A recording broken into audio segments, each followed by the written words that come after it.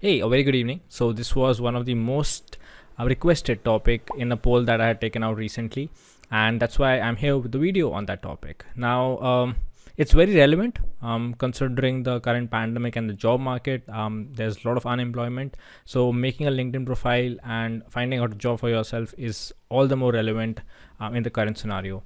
And the government jobs are decreasing, and I'm glad that they're decreasing. Don't get me wrong, but the reason behind people choosing a government job is mostly because they want to have a relaxed environment around them.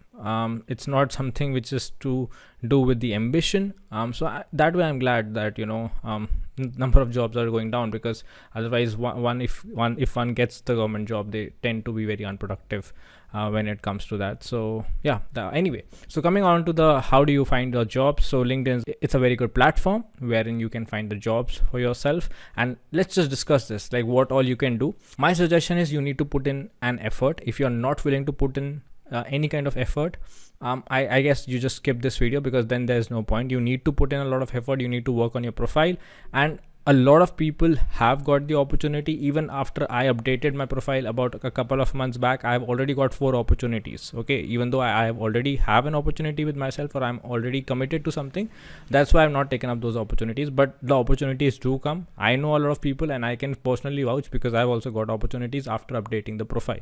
So there are a lot of things that I've spoken about. So let's just dive into it. And again, in the end, it's your effort, and you also have to explore from your side. I have just given you a basic idea on how you can explore, what are the tools that are relevant, but you need to do it on by yourself also. You need to experiment like with any other platform and find out what things work for you. So before starting off, how to make a profile, what things you should keep in mind so that the recruiting firms can find your profile, let's talk about how you can find jobs for yourself. Okay, so when you make a LinkedIn account, it's very simple to making any social media account, so it's not at all different. So once you have made your account, if you go to the search bar over here, you try to find out talent acquisition managers. So in the search bar, you can just type out talent acquisition, or you could type out HR managers. Okay, so what is the benefit of that? So when you go ahead and find talent acquisition managers and HR recruiters, their job is to find candidates for a particular position. So whenever you will go to their profile, what you will find is that they have posted a lot of relevant job openings. Okay, so instead of actually going to third-party applications and trying to find the jobs, it is much better if you follow these managers, because what happens is they generally give their email ID. Like directly they'll give their email ID, their official email ID, so one can always forward their CV directly to their email ID, and the chances of your CV getting recognized by them becomes much more, rather than going for a third party application. Okay, so you can see over here there's an option to connect. Now this is a personal preference. Some people connect to everyone. Some people do not like to connect with everyone, in the sense that they will only connect with people whom they know professionally or personally, right? They will not connect with anyone. So if you are someone who does not recognize them, or they do not recognize you, they will not accept your connection request. So in that case, you can also follow them. So it's not like if you only connect with them, you will be able to get the notifications. That's not the case. You can follow them as well. And even if you want to send them a connection request, you can always do that. Okay, but try and access this particular LinkedIn through your laptop, or basically through a desktop, because if you access through the mobile, when you send them a connection request, you will not get an option to message. But when you send a connection request through a laptop, I have seen that there's the option of adding a note. So you can always mention that you are a chemistry candidate and you're looking for a job, and it would be beneficial for you if you could connect with them, something like that. It should be a well-tailored message that you should be sending out to them. Okay, so when you type out talent acquisition manager or HR manager and you go to their profile, like I said, you can follow them or connect with them. Apart from that, let's say you want to add some filters. Of course, like there are so many talent acquisition managers, and you are not interested in a job in Flipkart, right? So what you'll do is, let's say you have Johnson & Johnson's is there, or any other companies there which you would want to, let's say, join, right? So over here you can just type out a filter, and in this filter, as you can see, you could mention over here where do you want the location to be, like in Karnataka, Bangalore, or wherever it is, and which company you would want to be searching for. Like, so the talent acquisition manager, you are searching for which company. So over here you can add a company as well, and you can also talk about the industry, like in which industry are you looking for. Is it chemical industry, pharmaceutical industry? What kind of an industry are you looking for those talent acquisition managers to be? So you can always check out these filters, right? These are some of the options that I'm telling you. There are many others, so you have to play around with these with the website and just find out what works for you. Anyway, so let's just go to this profile over here. So as you would be able to see, this gentleman has posted all the relevant job openings, as you can see. So they always post the job openings over here, and from here you can also find other HR managers or talent acquisition managers. Like, she's from talent acquisition at Novartis, then HR recruiter at Biocon. So like that, you can always follow the HR managers and the talent acquisition managers to get access to jobs, and to basically, like I said, they will give their email ID wherein you can share their CV, so your chances become really bright. So that is definitely one way by which you can use LinkedIn.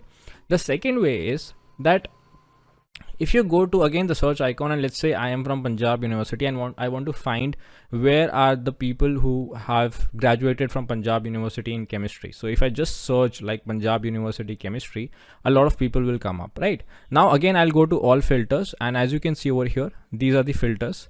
Now let's say I want to find people who were from Punjab University. So let's say in the past they should have been from Punjab University, and they, like over here also I'll select Punjab University, which industry you want them to be. So let's say I want them to be from research, from pharmaceuticals, and from chemicals, and like that I can go ahead and search. So now what you do is, like, when you do the search results, you will find people from your university. Where are they currently? Like, someone who has done even their you can say masters or PhD from Punjab University in chemistry, and they are currently at what position, where are they, and how did they reach that position. So when you go through someone's profile, generally if someone is active on LinkedIn and have updated their profile, you will come across their journey, like what they did, what education they did after Punjab University, and then how did they end up in the current role in which they are, right? So these are some of the benefits that you can find, and you can always connect with them. You can say, I'm an alumni of Punjab University and I'm currently looking for a job, so if you could help me, or if you could guide me, like that you can message them and maybe connect with them. Now what are the advantages of connecting? Because like I said, you can follow a person as well and you will get the updates. The advantage of connecting is, like, first of all, it gives a more professional outlook to your profile, in the sense that if you're connected to professors or to someone in the in the industry, so it gives a good impression to people generally that yes, these people know them, so that gives a sense of credibility. And the second thing is, like, you will always see this, like for example over here it's written second. So second means that it's a mutual connection. For example, I am connected to some person X, and that person X is connected to this person Y. So then it is set second. If it is written first over here, that means that is your direct connection. That means you have sent them a connect request and they have accepted it. So that's a direct connection. And then you will see third is also mentioned over here. So like that, you can search in the connections also, first, second, and third. Basically, some person X, that person X knows Y, and that Y person knows this person Z, then it will be written third or like third plus, like that. Okay. So you can always, filter this out, like first, second, and third, so that at least when someone has a mutual connection, okay, then there are more likely to accept your connect request or maybe help you out. So these are some of the advantages. You can see where the people are, what are they doing currently. From there you will also come to know what all jobs are available for a chemistry student, right? Because there are many jobs that I was also not aware of, but when I joined LinkedIn, I'm also new to LinkedIn. I have joined about 3 months back. Okay, like I had joined a long time back, but I became active about 3 months back, and I started to find out that there are so many functionalities. So I was you can say fortunate enough that when I started looking for opportunities, I was bestowed with many. But I would recommend that even if you are in the second or third year of your PhD, in future, if you are looking to get into the industry or find some opportunities for yourself, you should start getting active on LinkedIn from now on only. Okay, so these are some of the advantages that are there of LinkedIn. Now another example I would like to show you is this gentleman posts a lot of advertisements. So over here, like you can see 6 days ago, there's an internship opportunity or a trainee opportunity, wherein if you have a BSc MSc, you can directly contact to this particular email ID and send out your CV. So some people also are very genuinely helping in that sense, that wherever they are getting the opportunities for students, they are posting it.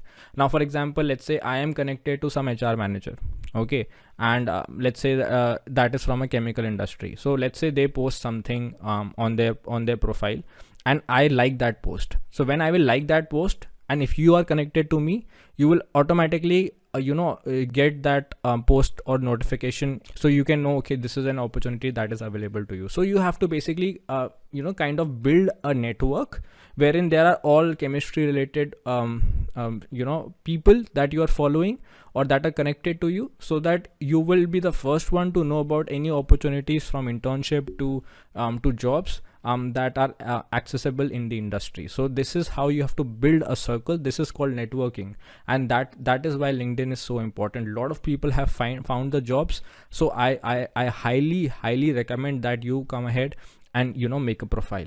Let's talk about the profile in general. How do you want to make it? So you should have a good a good professional picture. It should not be like a studio picture. It can be a studio picture if you have one, but it can be a general picture as well. And you can put anything over here, like whatever you like. It's like a cover photo for your profile. Okay, and then this is very important, because over here you need to mention if you're working with someone, then you have to mention whom you are working with. And if you want to disclose your location, you can do that as well. But this is very important. This is called your headline, wherein you mention about what you are. You can also mention what job you are doing, or from which university you are pursuing chemistry, or what are you doing. Basically you have to mention in the headline, or what you're looking for. You can write open to opportunities for so and so field, or I'm open to opportunities in the field of organic chemistry, something like that. You can always mention. So over here there's also an option, as you can see, open to, and over here you can write open to finding a new job. Then the next thing is the about section, which is very important. Again, over here you have to write about who you are. Basically it's like a biography of you. You're mentioning about yourself, and over here be very careful that you're mentioning the keywords. For example, chemistry, heterocyclic chemistry, what you do. Basically, like for example, over here I have mentioned that I am proficient at carbohydrate chemistry, asymmetric synthesis, heterocyclic chemistry. So you can see the chemistry term is coming a lot. And then whatever computational chemistry tools I am familiar with, I have mentioned that, so that anybody who is searching for someone who has experience in molecular modeling, or who has experience in chemistry, synthetic chemistry, I would be basically coming in their search, because I have chemistry terms. So like those are the keywords. They are like whenever you go for, or whenever you look at a job opportunity, whatever words are mentioned in the job biography, that what you will be doing. Like for example, analytical chemistry, or if you have some experience on analytical tools, like scanning electron microscopy, NMR spectroscopy. So that all also you can mention that you are proficient at NMR spectroscopy, you are proficient at analytical chemistry tools. So these are the keywords that you should keep in mind. Then your experience, you can talk about that what kind of roles you have been participating in. For example, if you've done an internship, or if you've done a research project, you can always mention that. Okay, so like for example, over here I've mentioned about my my experience as a JRF and an SRF at NIPER. So what all I was involved with, so I have mentioned over here. You can have a look. So like that you can define what all were your roles, or what all you did. And then similarly what all I did in my research project at Punjab University. So I have mentioned that over here, whom I was working under, and what all I basically was good at, like hands-on experience on operation of HPLC, DSC. So like that you can always you can go through my profile and find, and just check it out how you have to define it. Basically just keep in mind that you have to define what you are doing and importance of keywords.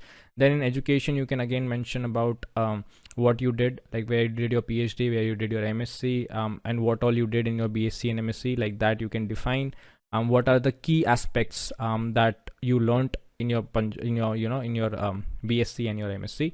Then over here you can talk about any licenses and certifications that you have got, which will again be a supplement, or which will basically be a complementary thing to your profile. And same thing goes with skills and endorsements. And then finally over here you can talk about your accomplishments, that is your honors and awards, your publications, your test scores. So over here you can define if you have qualified GATE or any other entrance examination. So like that, you have to be very descriptive about what you have done, and you have to write the salient features of each of those things. Okay.